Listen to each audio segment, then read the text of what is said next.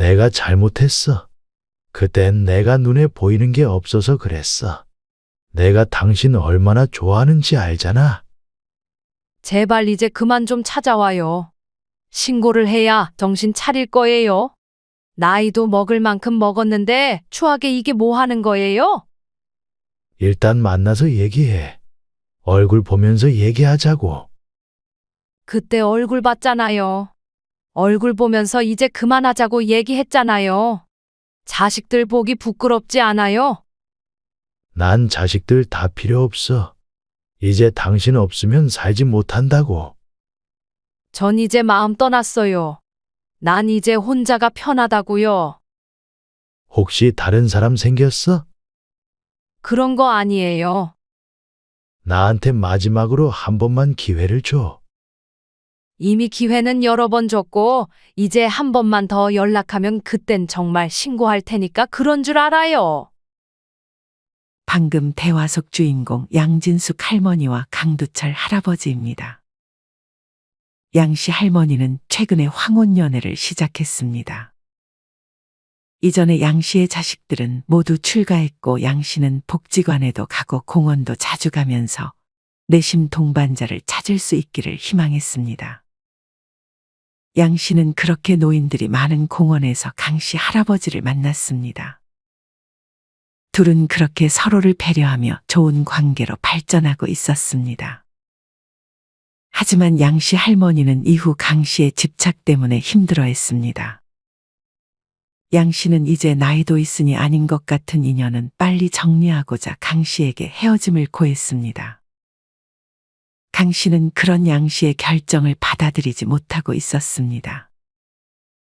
하지만 양씨는 단호했습니다. 다시 한 번만 집에 찾아오면 신고를 할 것이라며 엄포를 내놓고 강씨를 돌려보냈습니다. 양씨는 두려웠습니다. 최근에 뉴스에서 노인이 애인에 대한 집착으로 흉기까지 휘둘렀다는 소식을 접했기 때문이었습니다. 과연 그간 양씨 할머니와 강씨 사이에서는 어떤 일들이 있었을까요? 지금부터 양씨 할머니의 이야기를 들려드리겠습니다. 양씨 할머니는 어린 시절 꽤 부유한 집안에서 태어났습니다. 양씨의 부모님은 아들들에게 충분히 재산을 물려주고 양씨가 결혼할 적에 양씨에게도 땅을 일부 물려줬습니다. 양씨는 친척의 중매로 시집을 가게 됐는데 양씨의 시댁은 생각보다 많이 가난한 집안이었습니다. 원래는 가난한 집안이 아니었지만 양씨의 시아버지가 돌아가시면서 시어머니와 양씨의 남편은 돈을 버는 것에는 손을 놓아버린 듯 했습니다. 양씨가 시집을 오자마자 시어머니와 남편은 양씨가 가진 재산에 대해 물었습니다. 양씨는 이런 집에 중매를 놓아준 친척을 원망했습니다. 그렇다고 부모님에게 걱정을 끼치고 싶지는 않아 말을 하지는 못했습니다. 들어보니 땅을 좀 물려받았다고 하던데 그거 조금 팔아서 생활에 보태는 게 어때? 양씨가 땅을 물려받았다는 사실을 아마 친척에게 들은 모양이었습니다. 하지만 양씨는 땅을 팔 생각이 없었습니다. 그리고 이때는 사실 땅을 어떻게 파는지에 대해서도 잘 알지 못했습니다. 양씨는 본능적으로 그런 시어머니의 말을 거부했습니다. 대신 양씨는 남편 대신 일을 나가면서 밖에서 돈을 벌어오기 시작했습니다.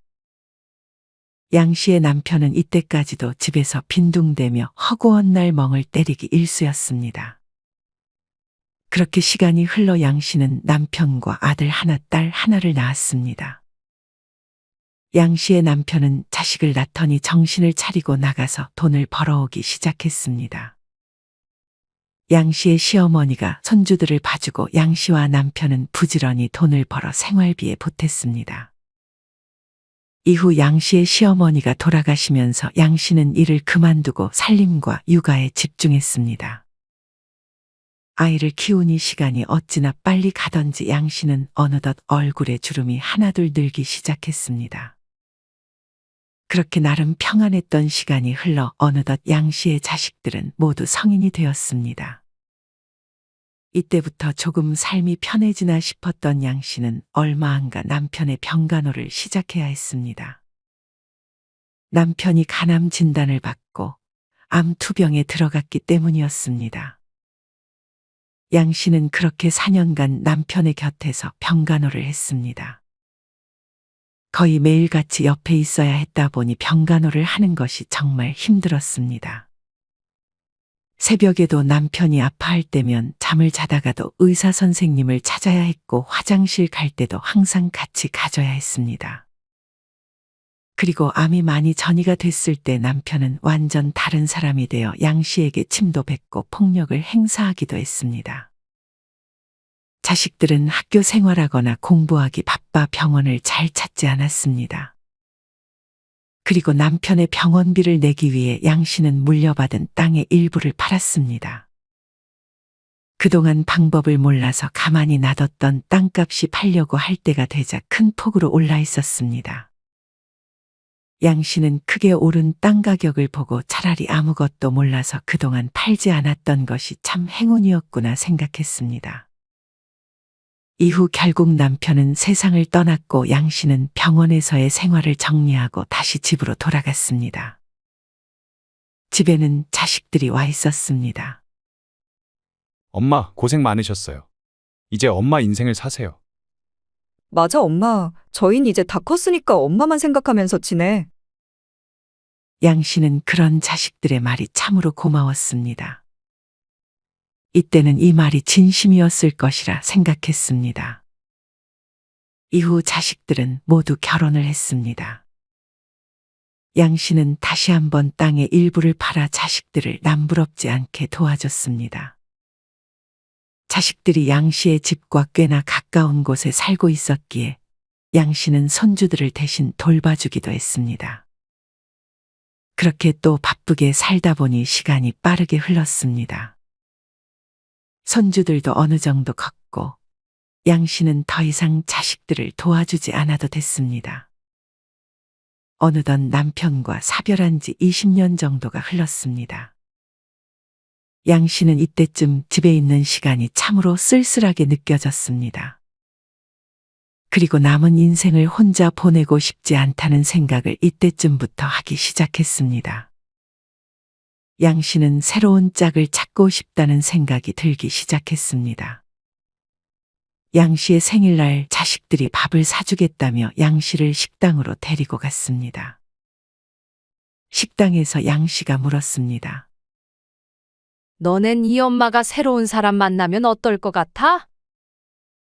양 씨의 말을 들은 아들과 딸은 침묵으로 일관했습니다. 침묵을 깨고 아들이 말했습니다. 재혼이라도 하시게요? 꼭 물어보는 폼이 재혼은 절대 안 된다는 말을 하는 것처럼 느껴졌습니다. 엄마, 남자 만나고 싶어? 그 나이 돼도 그런 감정이 들어? 딸은 이해가 되지 않는다는 표정으로 양 씨를 쳐다봤습니다. 요새 재산 노리고 접근하는 사람들이 얼마나 많은데. 재혼이라도 해봐. 법정 싸움까지 벌어지고 난리도 아닐걸? 그래요. 저희 처가나 누나 시댁 쪽에서도 곱게 보진 않을 거예요. 이전에는 엄마 인생 살면서 하고 싶은 건 다 하면서 살라더니 그때 했던 말은 그냥 아무 생각 없이 내뱉은 말이구나 하고 양 씨는 내심 자식들에게 서운했습니다.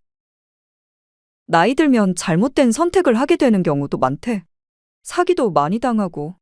분명 엄마 재산 가지고 도망가 버릴 거야.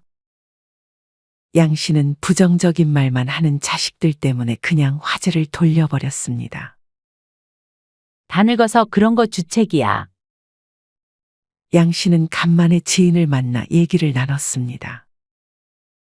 너도 사별한 지 꽤 됐잖아. 난 솔직히 이성 만나고 싶은 생각은 딱히 안 들어. 내 할 거 하기에도 시간이 얼마나 잘 가는데. 그리고 이젠 사람 상대하는 건 지긋지긋해.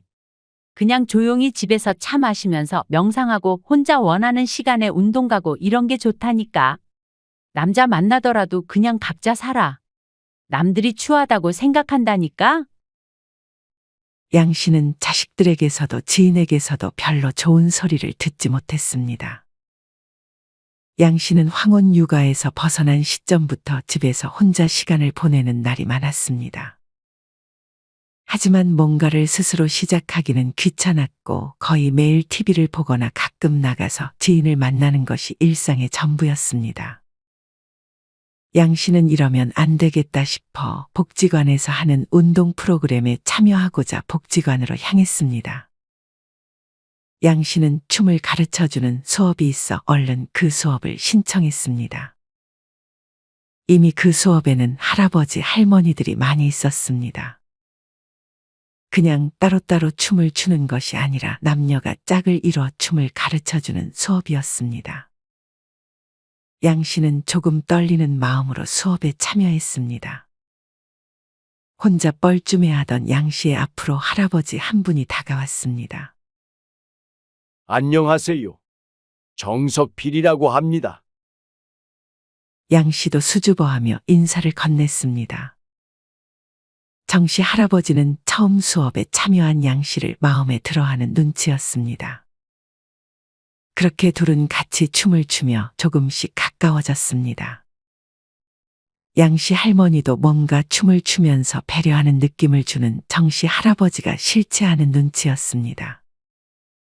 정 씨는 뭔가 확신이 있었는지 수업 시간이 끝나자마자 저녁을 함께 먹자고 양 씨에게 제안했습니다. 따로 단도직입적으로 만나보자라고 제안한 사람은 없었지만 아주 자연스럽게 양 씨와 정 씨는 좋은 관계로 발전했습니다.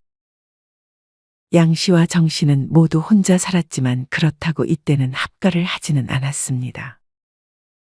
그저 저녁 시간만 되면 집으로 가 같이 저녁을 먹으며 외로움을 달랬습니다.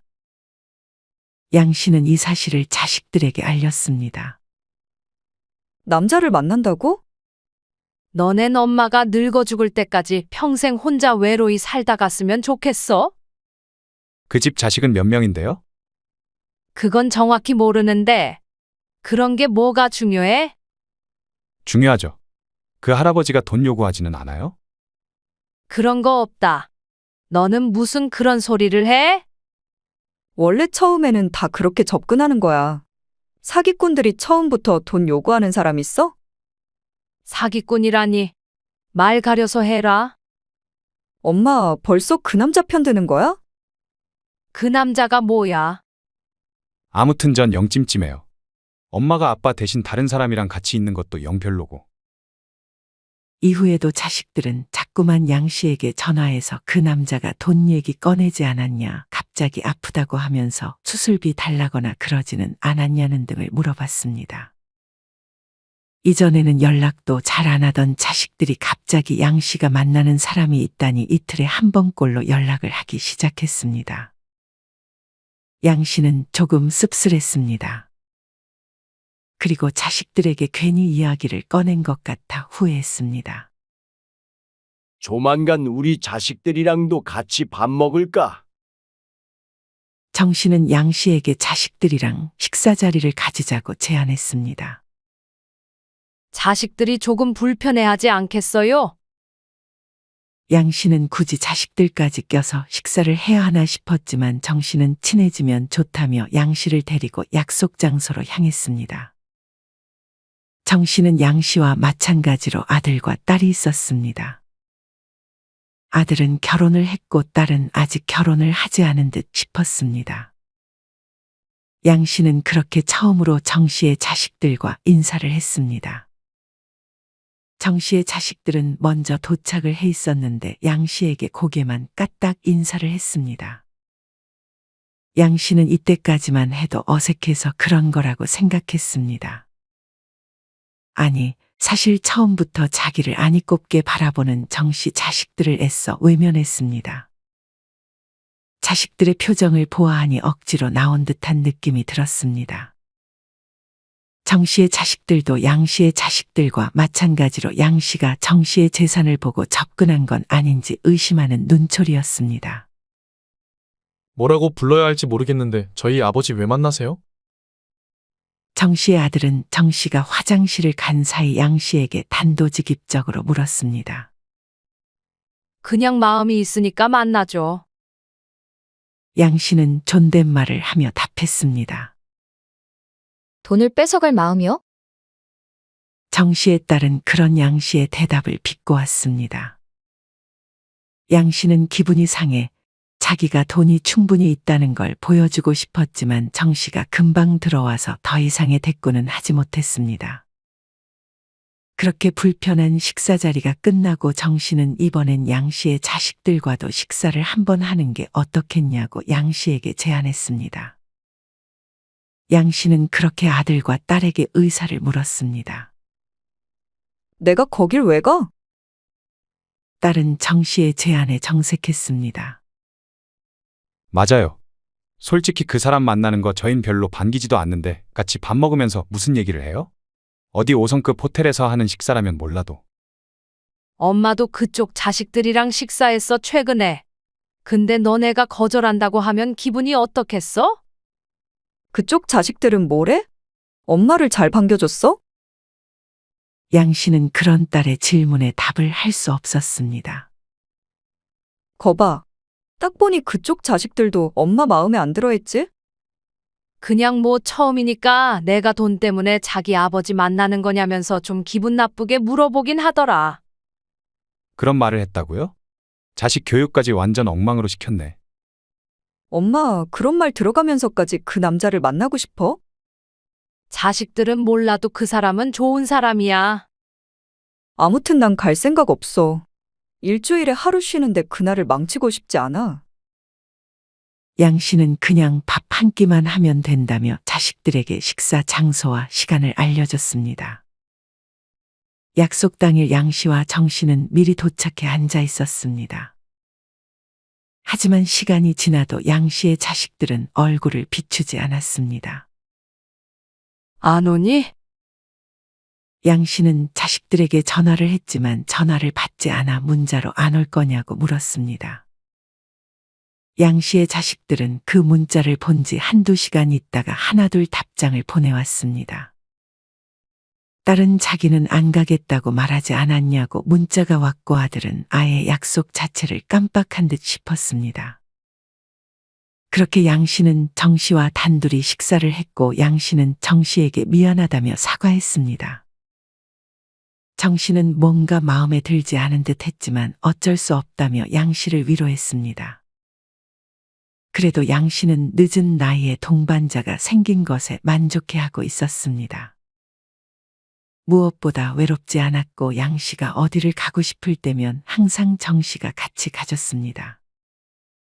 이참에 우리 집에 들어오는 건 어때? 정 씨가 양 씨에게 합가를 제안했습니다. 하지만 양 씨는 지금이 딱 좋아서 정 씨의 제안에 대해 고민했습니다. 이때까지도 양 씨와 정 씨는 따로 지내면서 같이 저녁을 먹을 때만 서로의 집으로 들어갔었습니다. 보통 정 씨가 양 씨의 집으로 자주 갔습니다. 양 씨는 고민을 했지만 최근에 혼자 사는 정 씨가 몸이 조금씩 안 좋아지면서 이참에 같이 사는 것도 나쁘지 않겠다고 생각했습니다. 그렇게 양 씨는 일단 최소한의 짐을 챙겨 정 씨의 집으로 들어왔습니다. 둘이 살기에는 조금 넓은 집이었습니다. 그리고 그간 혼자 살아서 그런지 정 씨의 집은 양 씨의 집과는 달리 굉장히 어지럽기도 했습니다. 청소하는 걸 좋아했던 양 씨는 자신의 짐을 정리하기도 전에 정 씨의 집을 청소하기 시작했습니다. 정 씨는 그때 그냥 앉아서 TV를 봤습니다. 엄마 지금 어디야? 집에 아무도 없어. 딸이 모처럼 양 씨의 집을 찾았지만 양 씨는 정 씨의 집에 있었습니다. 양 씨는 고민하다가 정 씨와 함께 살게 됐다는 소식을 자식들에게 전했습니다. 뭐라고? 우리랑 얘기 좀 해. 엄마 집에서 기다릴게. 이 소식을 딸이 아들에게도 전했는지 아들도 일을 마치고 양 씨의 집으로 와 있었습니다. 아들과 딸은 비밀번호를 자연스럽게 누르고 거실에 앉아 있었고 양 씨도 이내 들어왔습니다. 왜 우리랑 상의도 안 하고 합가를 결정해? 굳이 너네한테 말해봤자 반대만 할 게 뻔한데 말을 왜 해? 그래도 그런 건 미리 말을 해줘야죠. 합가를 할 거면 그 전에 상속에 대한 문제는 해결해 주는 게 우리 입장에서도 마음 편하지. 결국 돈 때문인 거야? 솔직히 당연한 거 아니야? 잘못하면 엄마 재산이 생판남인 자식들한테 갈 수도 있게 생겼는데. 맞아요. 다른 전문가들도 나중에 재혼할 때 자식들이랑 상속 문제는 정리하고 만나는 게 좋다고 그렇게 조언해요. 양 씨는 어차피 혼인 신고를 할 생각은 없다며 그 부분은 걱정 말라고 했습니다. 그래도 사람 일이라는 게 어떻게 될지 누가 알아?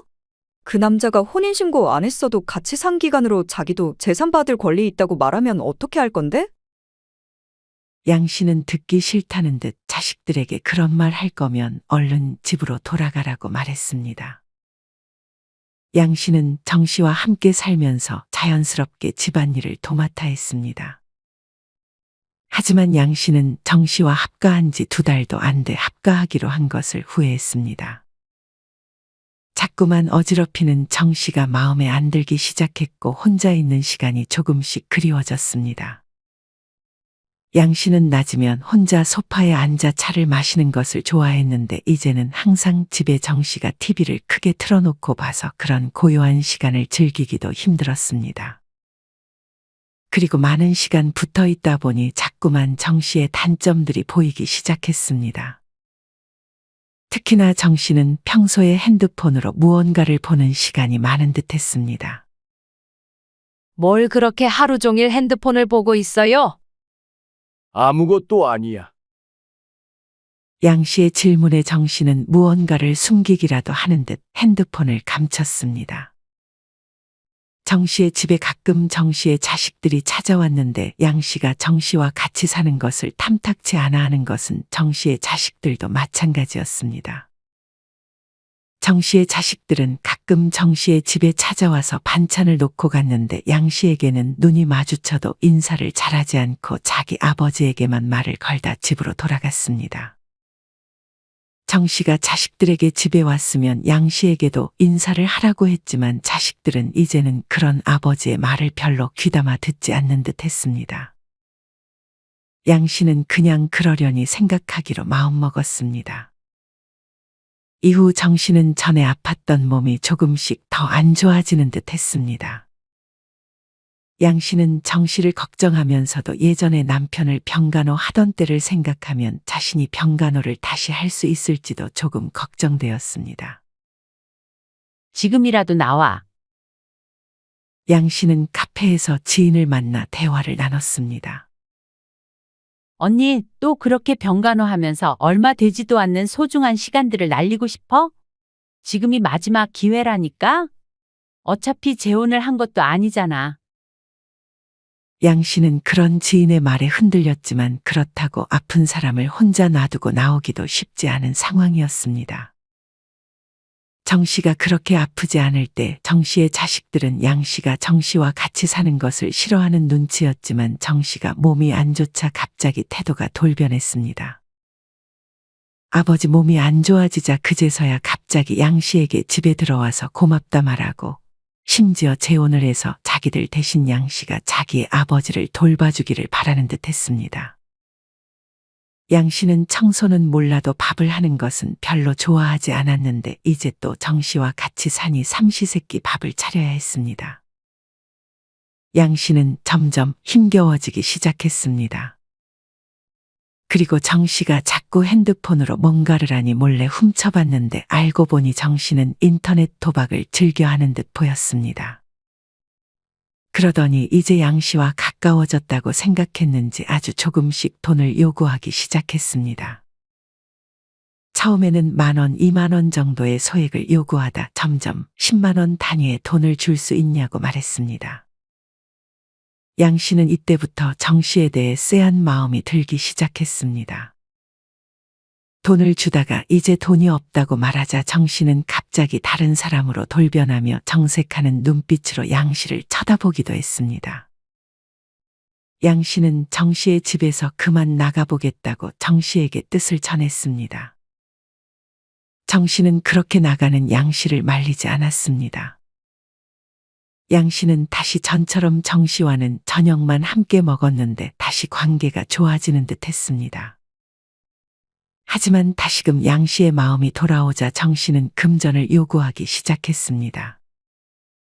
자꾸 양 씨에게 땅을 팔아서 자기만 믿고 투자를 하라는 말을 했습니다. 어찌나 말을 그럴싸하게 하던지 양 씨는 정말 넘어갈 뻔했습니다. 양 씨가 정 씨의 말대로 투자를 하려던 그때 우연히 양 씨는 정 씨가 카페에 있는 것을 보게 되었습니다. 양 씨는 그때 지인과 함께 있었는데 지인에게 먼저 들어가 있으라고 하고 정 씨를 몰래 훔쳐보기 시작했습니다. 양 씨는 뭔가 불길한 예감이 들었습니다. 아니나 다를까 정 씨의 곁으로 다른 이성이 등장했습니다. 양 씨는 정 씨가 있는 카페로 조용히 들어갔습니다. 양 씨는 그 근처에 조용히 자리 잡고 정 씨와 여자가 하는 대화를 들었습니다. 둘은 마치 연인 같은 대화를 했고 정 씨는 그 여자에게 어떤 서류 같은 것을 보여주며 양 씨에게 말했던 땅에 투자해보는 게 어떻겠냐고 말을 하고 있었습니다.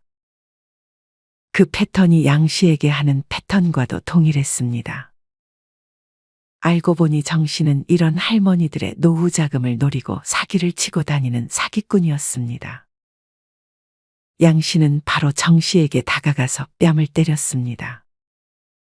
그리고 다른 할머니에게 자신도 이렇게 똑같이 당할 뻔했다고 얼른 도망가라고 말해줬습니다. 정 씨는 갑자기 다른 사람이 돼 왜 자기 일을 망치냐고 양 씨의 뺨을 때리려고 했지만 양 씨는 들고 있던 조각 케이크를 정 씨의 얼굴에 던져버리고 카페를 빠져나왔습니다. 이후 양 씨의 집에 찾아와서 해명이라도 할 줄 알았지만 정 씨는 그 동네를 이미 떠난 듯 했습니다. 이렇게 양 씨의 첫 번째 황혼 연애는 실패로 돌아갔습니다. 하지만 사기를 당할 뻔한 걸 그래도 막아서 양 씨는 다행이라고 생각했습니다. 양 씨는 이후 한동안 연애를 하고 싶은 생각이 없었습니다. 하지만 사람의 성향이라는 것은 크게 바뀌지는 않는 것 같았습니다. 시간이 흐르자 양 씨는 다시금 조금씩 외로워졌습니다.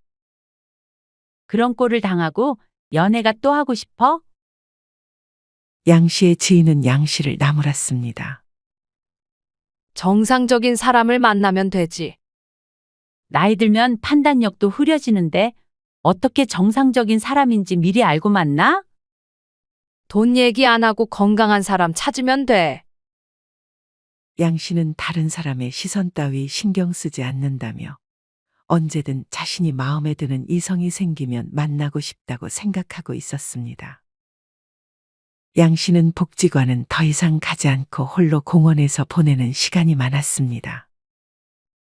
그렇게 공원 그늘에 앉아있던 양 씨에게 어떤 할아버지가 다가왔습니다. 날이 참 좋네요. 강두철이라고 합니다. 저는 양진숙이에요.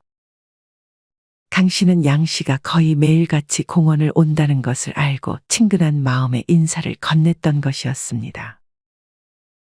양 씨도 거의 매일같이 공원에서 모습을 비추던 강 씨 할아버지를 이미 알고 있는 것 같았습니다. 그렇게 둘은 가끔 공원에서 만나 얘기를 나눴습니다. 양 씨는 유머스러운 강 씨의 입담에 마음이 넘어갔습니다. 그렇게 양 씨 할머니의 두 번째 황혼 연애가 시작되었습니다. 강 씨는 양 씨의 옆동에 살고 있었습니다. 강 씨의 집에는 아직 자식이 살고 있는 모양이었습니다. 그래서 보통 강 씨가 양 씨의 집에 찾아와 같이 밥을 먹고는 했습니다. 강 씨는 양 씨에게 같이 살자는 말은 일절하지 않았습니다. 양 씨는 그 부분이 참 다행이라고 생각했습니다. 강 씨는 양 씨에게 돈 얘기를 절대 꺼내지 않고 오히려 강 씨는 이미 재산이 아주 많은 듯 했습니다. 강 씨는 양 씨에게 밥을 차려달라 하지 않고 자기가 직접 재료를 사와 양 씨의 집에서 요리를 해 양 씨를 대접해줬습니다. 거의 인생 처음으로 남이 해주는 밥을 얻어먹어본 양 씨는 그런 강 씨에게 더욱 마음이 갔습니다. 양 씨는 이번에는 이 사실을 굳이 자식들에게 알리지 않았습니다. 괜히 알려봐야 안 좋은 소리만 할 것이 뻔했기 때문이었습니다. 양 씨는 그렇게 지인을 만나러 가는 길에 강 씨가 자식으로 보이는 사람과 같이 외출하는 것을 목격했습니다.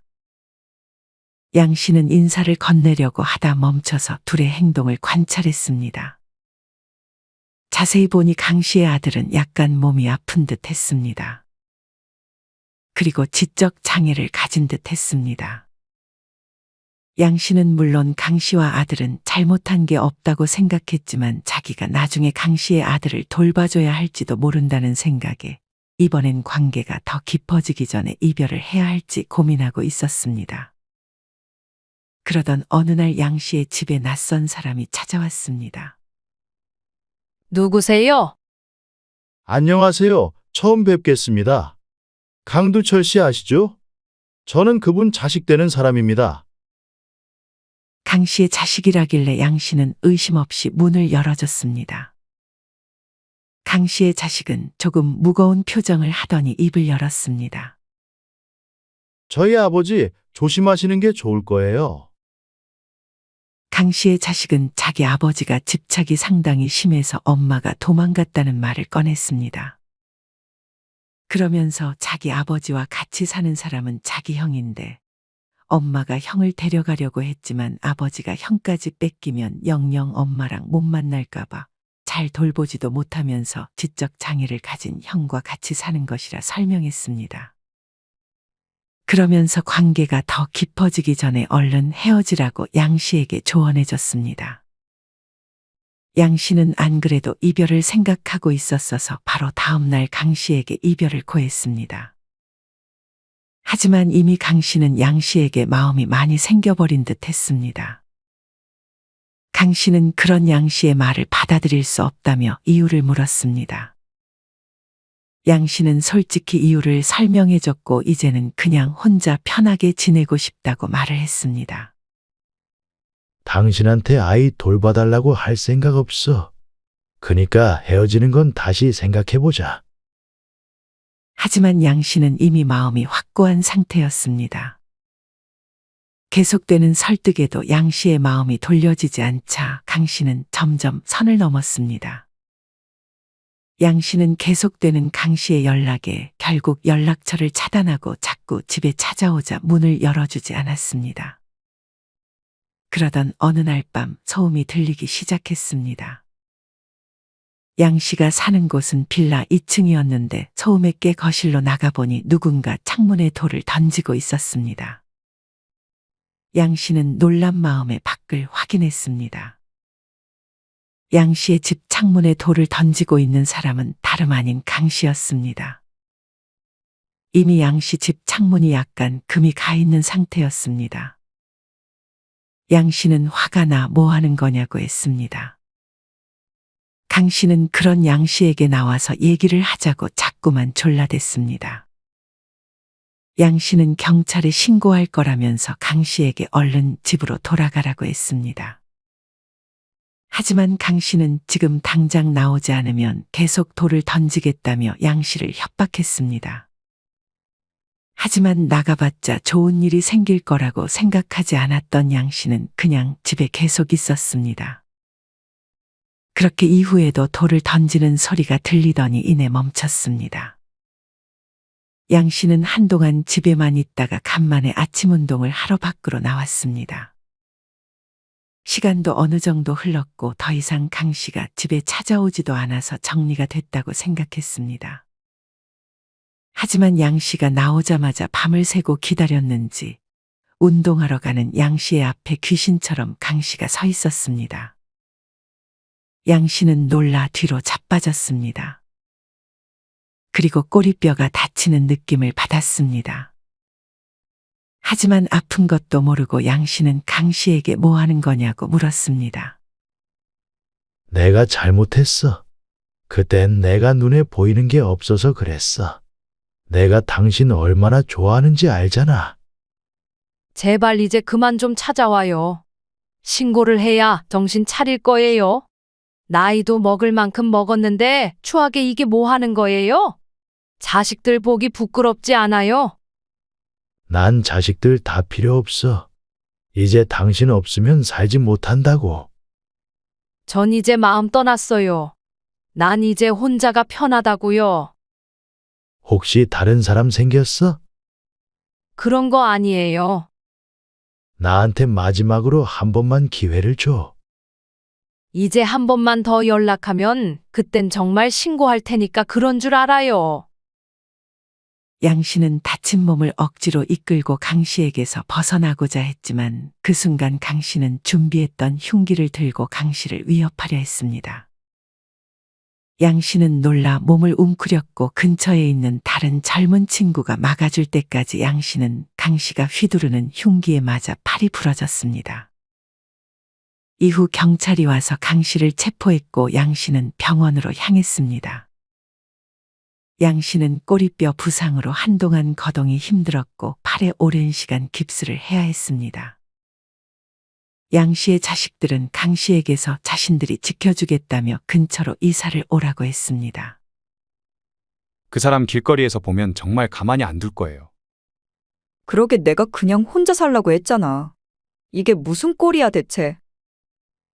그렇게 자식들은 양 씨를 위하는 듯 하며 양 씨를 돌봐주다 어느 정도 양 씨가 괜찮아지자 이제 땅을 물려줄 때 되지 않았냐며 양 씨에게 재산에 대해 말을 꺼냈습니다.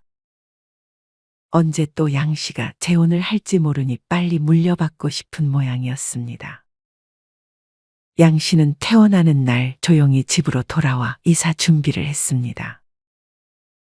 양 씨는 그냥 이제 남은 인생 혼자서만 지내고 싶었습니다. 양 씨는 강 씨를 피해 그리고 자식들에게도 알리지 않고 땅을 팔아 먼 곳으로 이사를 했습니다. 강 씨는 그렇게 조용한 곳으로 내려가 속 시끄러웠던 과거에서 벗어나려고 노력했습니다. 자식들과는 1년에 한두 번 연락할 뿐이었고 자식들은 어느 순간 재산 받기를 포기했는지 더 이상 재산에 대한 얘기를 꺼내지 않으려 했습니다. 이후에 강 씨가 감옥에서 나와 또 양 씨를 찾는다는 소식이 들려왔지만 양 씨는 그 누구에게도 자신이 사는 곳을 알려주지 않아서 신경 쓰지 않았습니다. 물론 으스러져 버린 팔은 거의 쓰지 못했지만 그 이외에 아프지 않은 것에 감사해야 하며 혼자 지내는 삶에 조금씩 익숙해지고 있습니다. 여러분은 이런 양 씨의 이야기를 어떻게 들으셨나요? 흉기에 아무런 저항을 할 수 없었던 양 씨를 생각하면 참으로 안타까운 마음이 드는 것 같습니다. 물론 재혼을 할 때 좋은 상대도 굉장히 많습니다. 그리고 황혼의 연애가 좋은 점도 많습니다. 여러분은 이런 황혼 연애에 대해 어떤 의견을 가지고 계신가요? 그리고 여러분이 만약 주인공 양 씨라면 강 씨처럼 자신에게 집착하는 상대를 만났을 때 어떻게 대처하셨을 것 같으신가요? 이와 관련하여 여러분의 자유로운 생각들을 댓글로 남겨주세요. 이상으로 오늘의 영상을 마치겠습니다. 우리 모든 구독자분들의 행복한 여생을 응원합니다. 다음에 더 흥미로운 이야기로 찾아뵙겠습니다. 감사합니다.